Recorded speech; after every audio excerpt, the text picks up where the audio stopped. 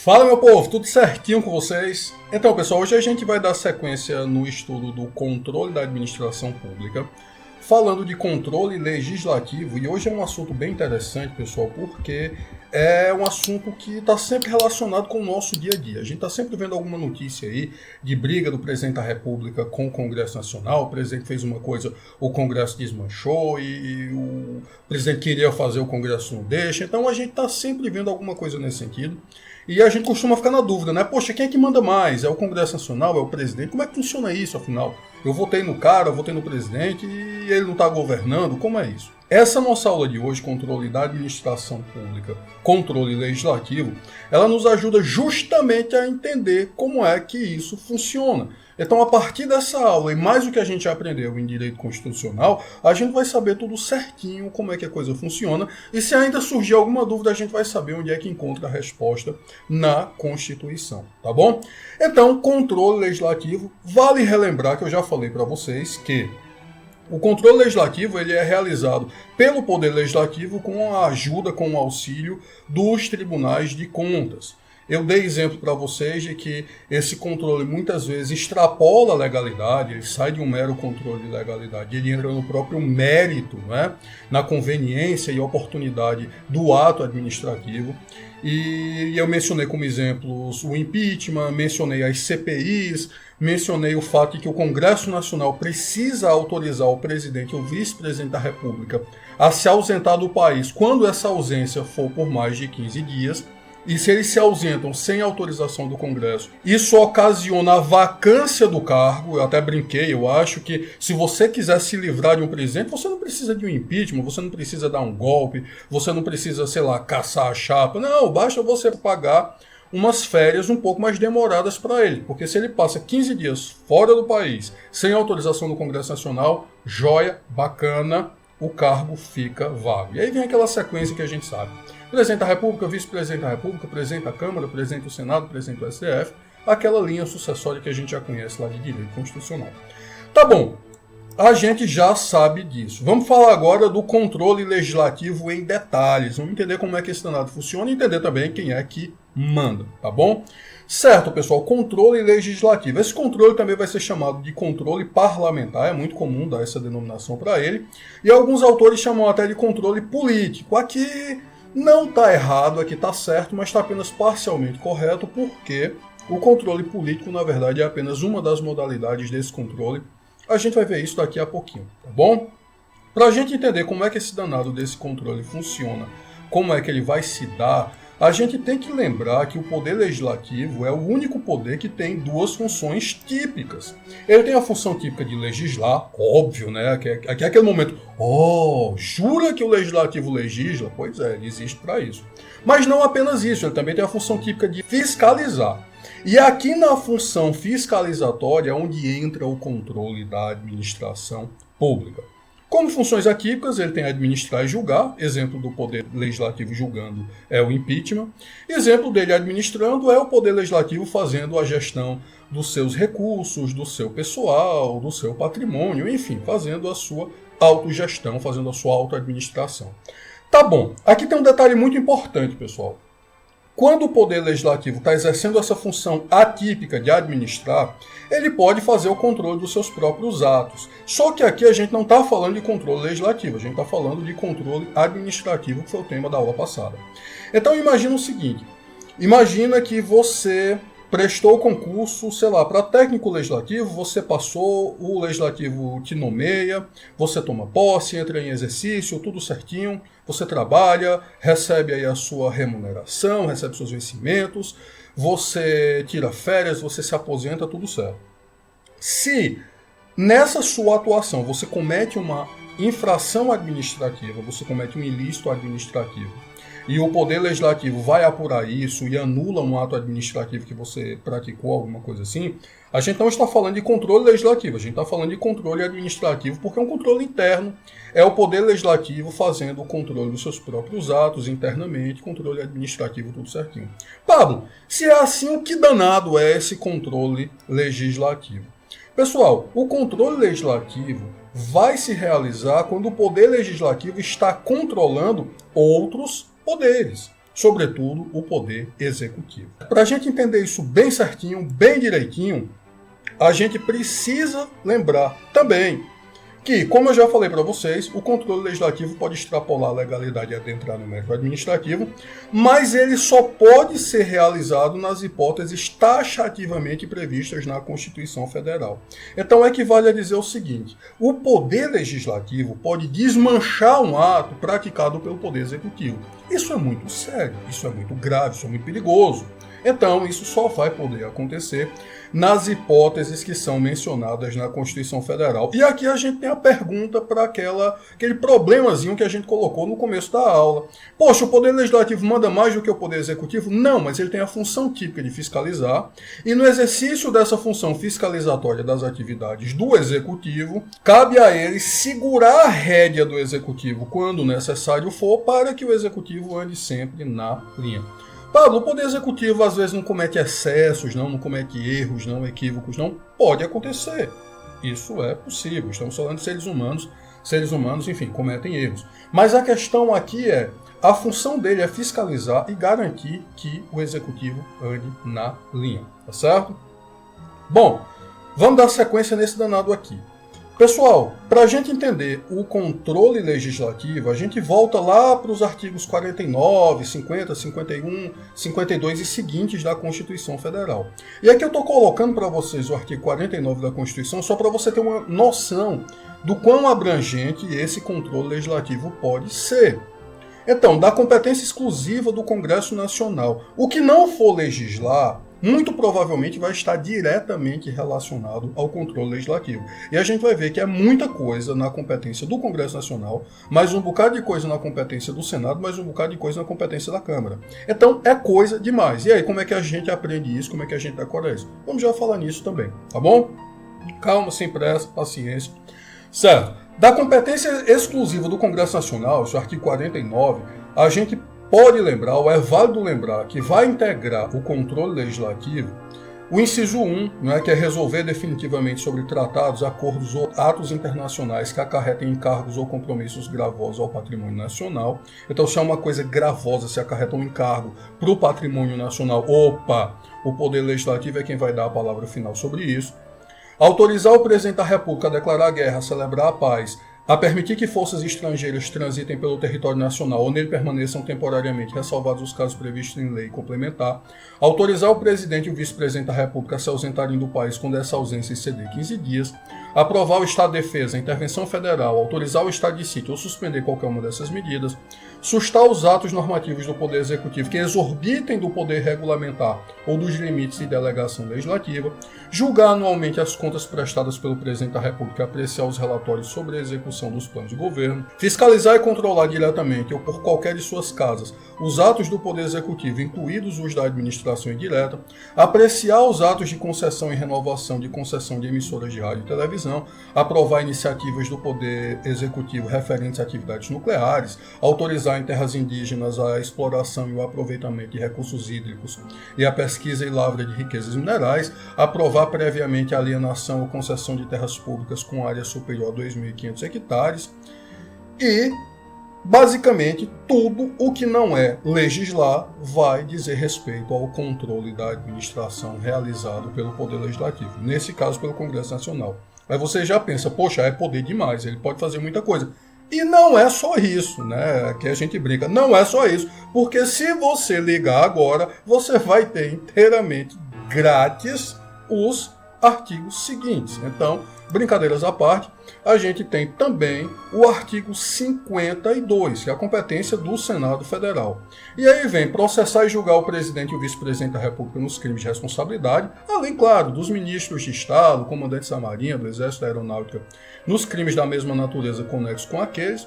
Processar e julgar os ministros do STF, os membros do Conselho Nacional de Justiça e do Conselho Nacional do Ministério Público, o Procurador-Geral da República e o Advogado-Geral da União nos crimes de responsabilidade. Aprovar previamente, por voto secreto, após arguição pública, a escolha de magistrados, nos casos previstos na Constituição, ministros do Tribunal de Contas da União, que são indicados pelo Presidente da República. A gente já viu que eles são 1/3 indicado pelo Presidente e os outros 2/3 pelo Congresso Nacional. Governador de território, caso existisse um território federal, né? Presidente e diretores do Banco Central, Procurador-Geral da República, titulares de outros cargos que a lei determinar. Aprovar previamente por voto secreto, após arguição em sessão secreta, a escolha dos chefes de missão diplomática de caráter permanente. Autorizar operações externas de natureza financeira de interesse da União, dos Estados, do Distrito Federal, dos territórios e dos municípios. Fixar por proposta do Presidente da República limites globais para o montante da dívida consolidada da União, do Distrito Federal e dos municípios. Dispor sobre limites globais e condições para as operações de crédito externo e interno da União, dos Estados, do Distrito Federal e dos municípios e de suas autarquias e demais entidades controladas pelo Poder Público Federal. Isso tudo, controle da administração pública. E aqui talvez você já esteja começando a se desesperar. Meu Deus, como é que eu vou memorizar isso tudo? Calma, vamos chegar lá. Câmara dos Deputados. No que a Câmara atua em termos de controle legislativo? Autorizar por 2/3 de seus membros a instauração de processos contra o Presidente da República e o Vice-Presidente da República e os Ministros de Estado. Proceder à tomada de contas do Presidente da República quando não apresentadas ao Congresso Nacional dentro de 60 dias após a abertura de sessão legislativa. E o artigo da Câmara é pequenininho, só que tem mais coisa lá na frente. Então o artigo 50, por exemplo, vai trazer outros controles políticos. A Câmara dos Deputados e o Senado, ou qualquer de suas comissões, poderão convocar ministro de Estado ou qualquer titulares de órgãos diretamente subordinados à presidência para prestarem pessoalmente informações sobre o assunto previamente determinado. E se não comparecer sem justificativa, é crime de responsabilidade. Mesas da Câmara e do Senado poderão encaminhar pedidos escritos de informações aos ministros de Estado ou a quaisquer titulares de órgãos diretamente subordinados à presidência da República, e também vai ser crime de responsabilidade a recusa ou não atendimento, no prazo de 30 dias, bem como a prestação de informações falsas e, em razão dos seus poderes de investigação, a gente já sabe, as CPIs poderão, por ato próprio, sem necessidade de autorização judicial, realizar uma série de atos que também poderão implicar em controle da administração pública.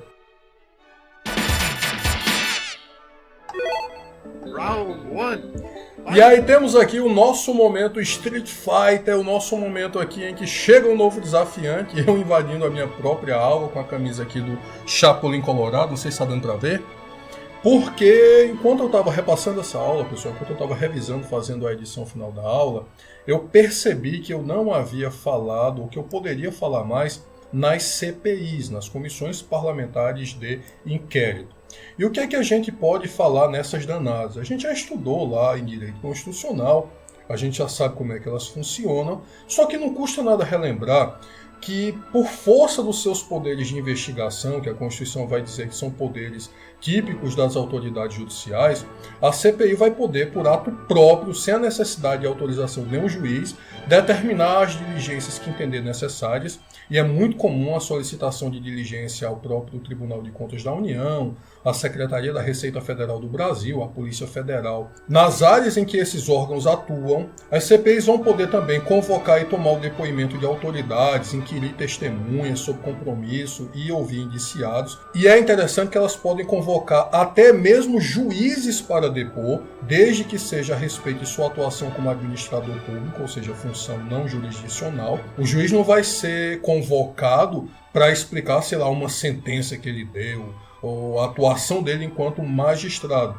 mas a função dele, a atuação dele enquanto administrador público. As CPIs vão poder requisitar de órgãos públicos informações e documentos de qualquer natureza, vão poder ainda requerer ao Tribunal de Contas da União a realização de inspeções, auditorias que se revelem, se mostrem necessárias, tá bom?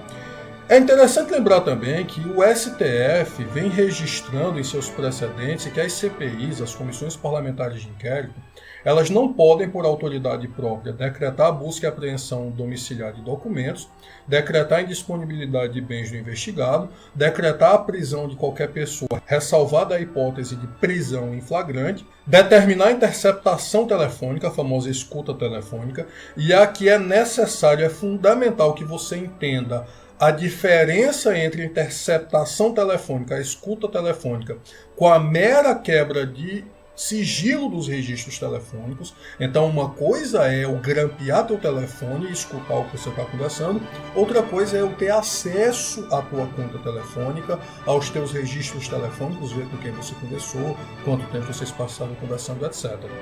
Essa quebra do sigilo dos registros telefônicos pode ser determinada diretamente pela CPI, sem necessidade de autorização judicial. Já a interceptação telefônica, o famoso grampo, só pode ser determinado por autoridade judicial. Isso é precedente do STF.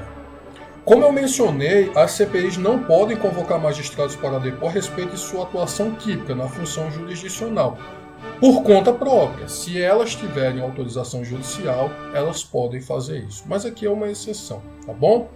E por fim, elas não podem restringir a assistência por advogado. Então, se você for convocado por uma CPI e você quiser ir acompanhar do seu advogado, a CPI não pode te negar esse direito, tá bom? Não pode restringir o teu direito de ser assistido por um advogado. Então é isso, pessoal. Fiz essa breve interrupção aqui só para relembrar esses detalhes da CPI. Beijo, vamos voltar para a nossa aula de controle legislativo. You win! Perfect! Tá, é muita coisa, são muitos incisos, é muito conteúdo para memorizar. O que é que eu recomendo para vocês? Você decore isso tudo. Se você for capaz, se você tiver uma memória extraordinária, bacana, joia, vá lá. A informação importante não se perde. Se você não tiver essa memória prodigiosa toda, como eu também não tenho, minha memória é fantástica, mas guardar isso tudo, misericórdia, né? Então, o que é que eu recomendo para vocês? Mais importante do que decorar é você entender a lógica do negócio, você entender como é que funciona. O controle legislativo ele vai se manifestar no controle político sobre o exercício da função administrativa e ele vai se manifestar também na forma de controle financeiro sobre a gestão dos gastos públicos dos três poderes. Então, gestão de gasto público do próprio legislativo, gestão de gasto público do executivo, gestão de gasto público do judiciário e gestão de gasto público até daquelas instituições que, enfim, como o Ministério Público, que a rigor não fazem parte de nenhum poder. Então, nessa gestão de gastos públicos, o controle legislativo, e aqui exercido sobretudo a partir do Tribunal de Contas, ele vai poder fiscalizar tudo quanto é dinheiro público, tudo quanto é gasto público. Tá bom? Certo, então você pegou essa lógica desse negócio, o que é que você precisa fazer? Você precisa guardar apenas o que é necessário destacar, o que é realmente importante, que são aqueles pontos que a gente reforça muito em direito constitucional e também aqui em direito administrativo, e todos aqueles outros incisos, você já sabe como a lógica da coisa funciona, e quando você precisar para algum caso concreto, o que convenhamos é raro, a menos que você vá ser um servidor do legislativo, um deputado, um senador, e assim, não quero desestimular ninguém, quem sou eu para frustrar os sonhos de alguém, mas o índice de alunos e ex-alunos meus que se tornam deputados e senadores é relativamente pequeno. Então, eu vou dar um enfoque aqui nos pontos mais importantes e se você precisar de mais alguma questão, se você precisar de mais algum detalhe, você já sabe onde isso está na Constituição. Só abrindo um parêntese aqui, se o teu sonho é ser deputado, é ser senador, eu não estou te desestimulando e desencorajando. Pelo contrário, vá lá, seja, porque eu tenho certeza que você vai ser melhor do que os deputados e senadores que nós temos hoje. A questão não é essa. A questão é que, se você precisar disso numa atividade concreta sua, ou até mesmo um concurso que você vai estudar, aí você, enfim, dá uma lida novamente, uma memorizada nesse negócio. Mas você precisar ter isso guardado para passar na disciplina de Direito Administrativo 2 e passar na maioria dos concursos, não é exatamente tão necessário assim. É melhor você entender a lógica do negócio do que você guardar cada uma dessas atividadezinhas que a gente acabou de trabalhar. Tá certo? Bom, então, dando sequência, pessoal. O que é necessário destacar? O que é possível destacar? A gente tem o artigo 48, inciso 10, que vai dizer que compete ao Congresso Nacional legislar sobre a criação e extinção de ministérios e órgãos da administração pública. Aqui é muito importante, não é? Porque quem vai criar ou extinguir ministérios e órgãos da administração pública, em última análise, vai ser o Congresso Nacional. Então aqui é importante a gente saber, para a gente entender como é que funciona a dinâmica do poder no Brasil, como é que funciona a dinâmica política brasileira. Artigo 49, inciso 5. Compete ao Congresso Nacional sustar os atos normativos do Poder Executivo que exorbitem do poder regulamentar ou dos limites de delegação legislativa. Aqui a gente vai por partes. Quando a gente fala de delegação legislativa, a gente está falando de processo legislativo, a gente está falando de lei delegada, que é uma ideia maravilhosa, a gente já estudou isso em direito constitucional, mas no Brasil acontece muito pouco. A ideia aqui é o seguinte: o presidente da República quer fazer uma lei, ele pede ao Congresso Nacional que delegue esse poder para ele.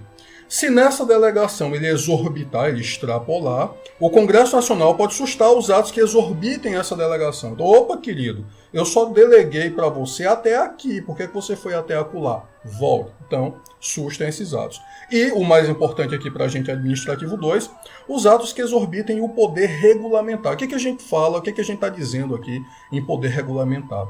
Aqui a gente está falando de decreto. A gente sabe que o Congresso Nacional, o Poder Legislativo, cria a lei e o chefe executivo edita decretos, que são atos administrativos e caráter normativo, que permitem que essa lei seja aplicada, que dão cumprimento à lei, que possibilitam que a lei de fato seja aplicada. Exemplo disso, o regulamento do imposto de renda. A gente tem a lei do imposto de renda, mas ela precisa de um decreto regulamentar para que ela possa efetivamente funcionar, não é? E esse decreto regulamentar é feito pelo Poder Executivo.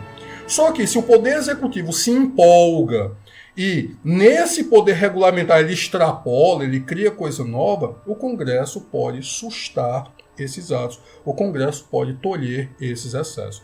Atenção, pessoal, não confundir aqui com aquela figura do decreto autônomo que a gente sabe que existe no direito brasileiro, a gente já discutiu no passado.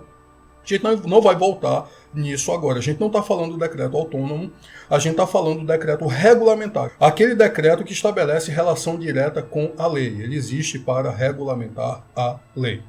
Artigo 50. A Câmara, o Senado Federal ou quaisquer de suas comissões poderão convocar ministro de Estado ou quaisquer titulares de órgãos diretamente subordinados à presidência da República para prestarem pessoalmente informações sobre assunto previamente determinado, importando crime de responsabilidade e ausência sem justificação adequada. Aqui, isso também é muito importante, isso aqui também é fundamental a gente entender. Se você é um ministro de Estado ou se você é titular de qualquer órgão diretamente subordinado à presidência da República, você, enfim, deve prestar contas ao presidente? Claro que deve. Os ministros são auxiliares do presidente exoneráveis ad nutum. Então a primeira pessoa a quem eles prestam contas é ao presidente da República. Só que você também pode ter que prestar contas ao Congresso Nacional. Por quê? Porque o artigo 50 da Constituição Federal assim prevê, assim estabelece. Tá bom? Artigo 52, inciso 1. Os crimes de responsabilidade do presidente da República serão julgados pelo Senado Federal. A gente já sabe disso. Impeachment. Artigo 58, parágrafo 3º. As CPIs, que terão poderes de investigação próprios das autoridades judiciais, além de outros previstos nos regimentos das respectivas casas, serão criadas pela Câmara dos Deputados e pelo Senado Federal, em conjunto ou separadamente, mediante requerimento de 1/3 de seus membros, para a apuração de fato determinado e por prazo certo, sendo suas conclusões, se for o caso, encaminhadas ao Ministério Público para que promova a responsabilidade civil ou criminal dos infratores. E, por fim, artigo 71, parágrafo 1º, que estabelece que o Congresso Nacional poderá sustar a execução de contrato administrativo objeto de impugnação perante o Tribunal de Contas da União como forma de controle financeiro sobre a administração pública. Então, pessoal, você pode até achar que isso é muito poder para o Legislativo, que o Legislativo não deveria ter esse poder todo, mas é assim que a coisa funciona, é assim que está previsto na nossa Constituição Federal, tá bom? Se você discorda disso, bom, entre em contato aí com os seus parlamentares ou com o próprio presidente da República para que, enfim, eles deem entrada, eles apresentem uma PEC, uma proposta de emenda constitucional, reduzindo as competências do Congresso Nacional. Mas se o Congresso age dentro do que nós estamos estudando aqui e discutindo aqui, ele está agindo dentro da Constituição. Então não é que ele mande mais do que o Poder Executivo. O Poder Executivo manda muito. O Poder Executivo edita até a medida provisória com força de lei, mas o Congresso Nacional também tem muitos poderes, também tem muitas competências constitucionais, e ele pode fazer isso tudo que a gente está dizendo. Pablo, por que isso acontece? Isso tem a ver com os checks and balances, isso tem a ver com os freios e contrapesos? Exatamente isso, é função do Legislativo, que também é um poder democraticamente eleito, fiscalizar o Poder Executivo, controlar a administração pública, certo? Bom, vamos dar sequência aqui rapidinho. Prometo a vocês que o pior já passou, a parte mais sei lá, mais densa, talvez até mais chata, a gente já viu, tá bom? Dando sequência, pessoal, tribunais de contas. Os tribunais de contas são órgãos importantes, importantíssimos na verdade, que auxiliam o Poder Legislativo no controle externo das atuações administrativas.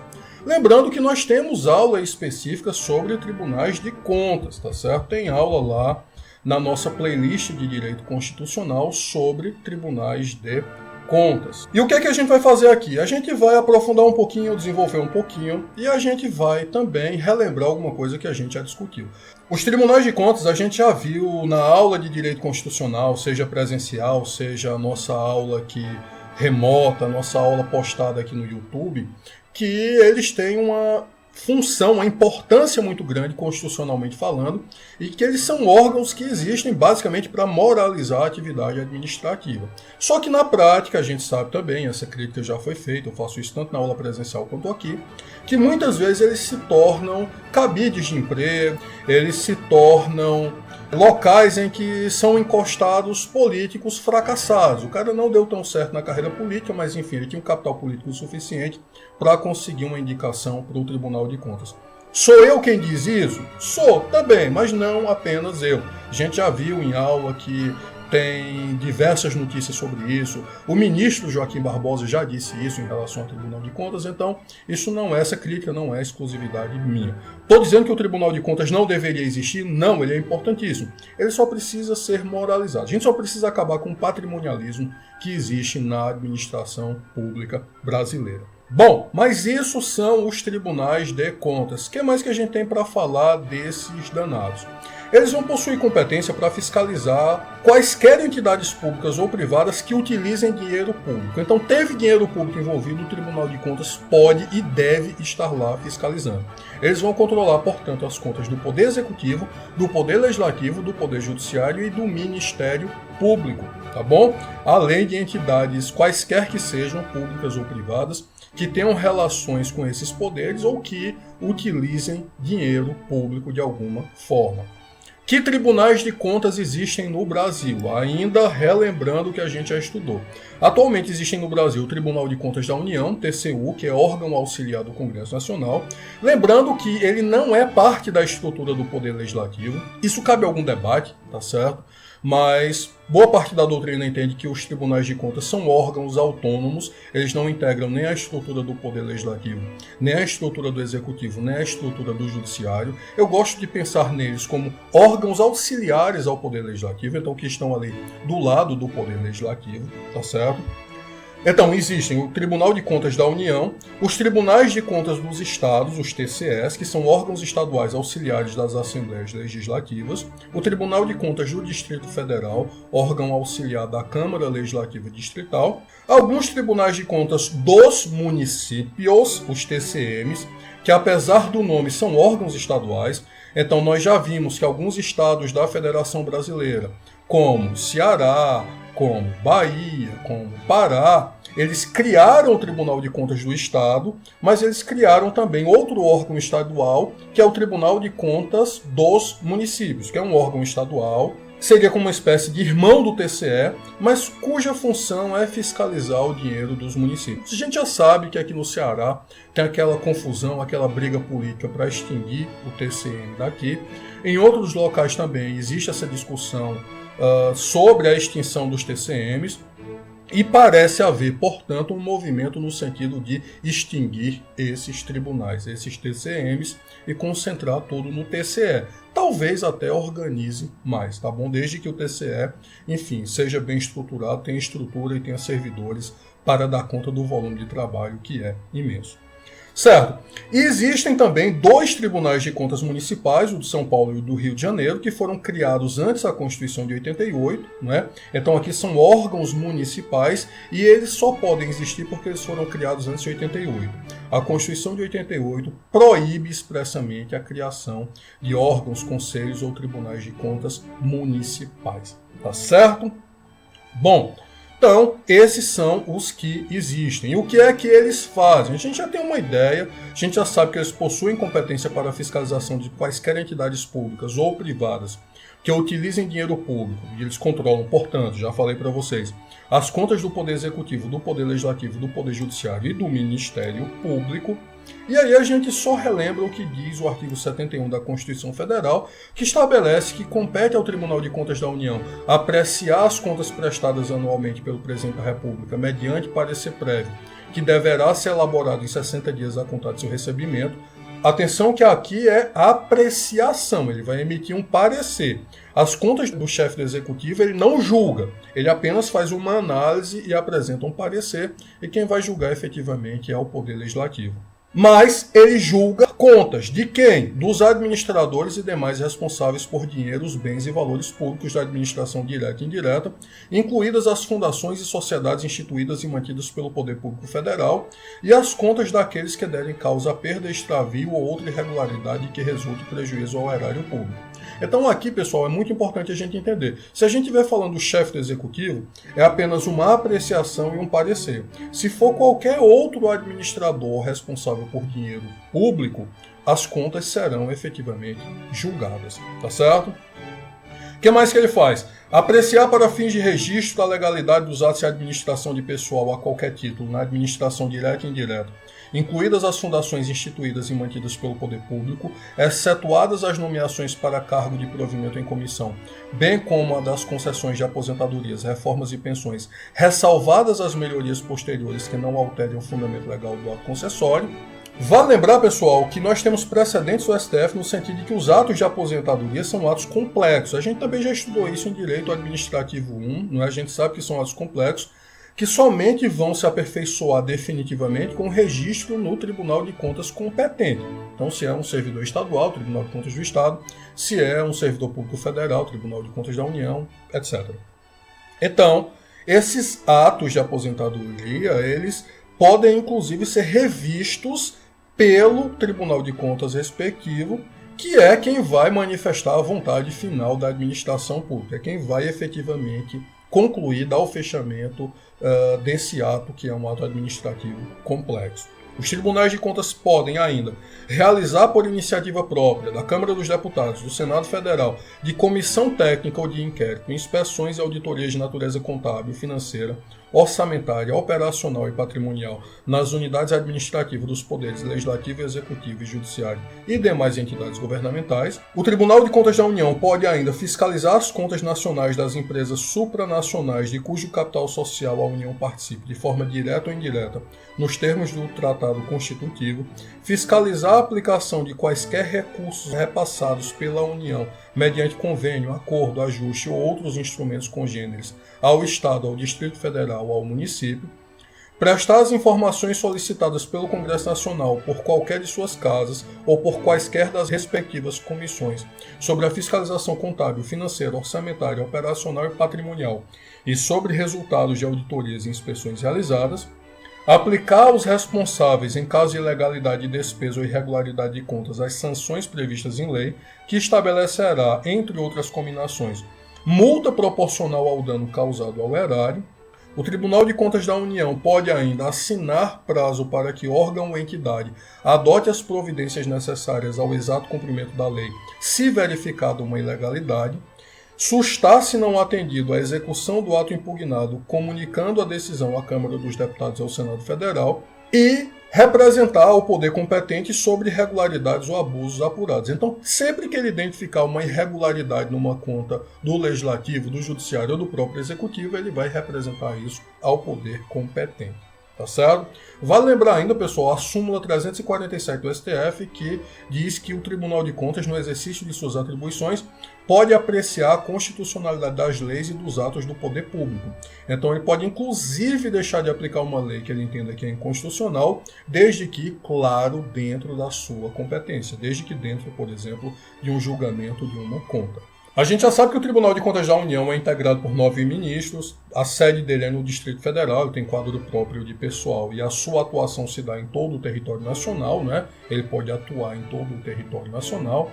A gente sabe ainda que os ministros do Tribunal de Contas da União terão as mesmas garantias, prerrogativas, impedimentos, vencimentos e vantagens dos ministros do Superior Tribunal de Justiça, aplicando-se-lhes quanto à aposentadoria e pensão as normas que estão previstas lá no artigo 40 da Constituição Federal. Detalhe, sempre é válido lembrar, reforçar que o Tribunal de Contas da União não integra a estrutura do Judiciário, não é órgão jurisdicional, ele é um órgão de apoio, de auxílio ao Poder Legislativo, mas enfim, os seus ministros têm essa equiparação aos ministros do STJ, tá bom?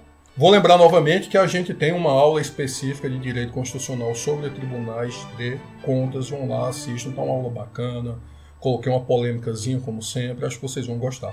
Vale lembrar, por fim, que os processos que tramitam perante os tribunais de contas, eles vão possuir as seguintes características. São processos de natureza administrativa, a gente já sabe, não são processos judiciais.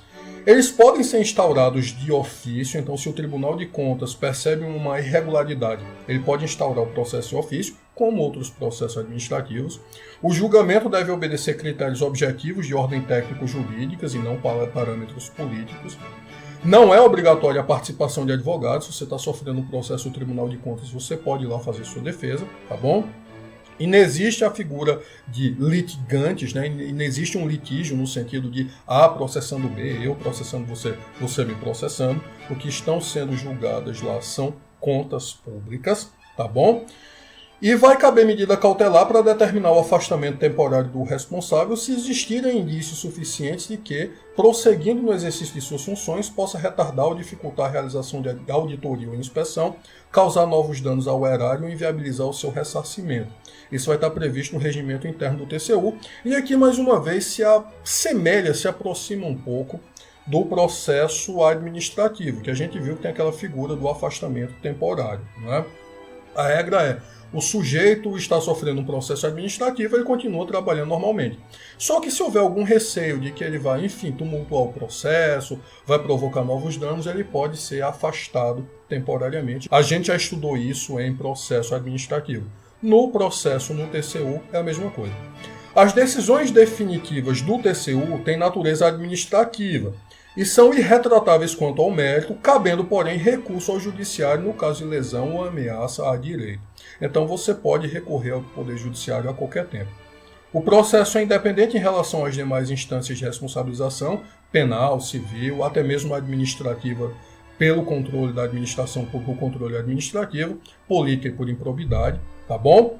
E a decisão de que resulte imputação de débito ou multa vai ter força de título executivo extrajudicial, está previsto no artigo 71, parágrafo 3º da Constituição. E para finalizar, eu lembro a vocês que a decisão do Tribunal de Contas que resulte na imputação de débito, ela pode atingir órgãos públicos e pessoas físicas ou jurídicas, sejam privadas ou públicas, tá certo? Pessoas jurídicas de direito público ou privado, que utilizem, gerenciem ou administrem bens, valores ou dinheiro público. Então, é como eu disse a vocês, teve dinheiro público, o Tribunal de Contas pode estar envolvido e deve estar envolvido para fiscalizar. Como é que a gente sintetiza isso tudo que eu falei para vocês? A gente sintetiza nessa frase, nessa percepção lógica de que os tribunais de contas possuem competência para a fiscalização de quaisquer entidades públicas ou privadas que utilizem dinheiro público. Os tribunais de contas vão controlar, portanto, as contas do Poder Executivo, do Poder Legislativo, do Poder Judiciário e do Ministério Público. Então a gente memoriza isso tudo que a gente estudou nessa oraçãozinha aqui, tá certo? A partir do momento que a gente internaliza isso, que a gente interioriza isso, tudo aquilo que a gente discutiu antes fica meio que implícito, fica meio que pressuposto. Então é isso, pessoal. Espero sinceramente que vocês estejam gostando. Beijo grande no coração de vocês. Temos mais uma aula sobre esse assunto, que é controle judiciário, controle pelo Poder Judiciário. E aí encerramos, finalmente, o controle da administração pública. Espero sinceramente que estejam gostando muito. Eu estou gostando muito de estar trabalhando esse assunto com vocês. Infelizmente não é presencial, não é pessoalmente, mas estou gostando mesmo assim. Beijo no coração.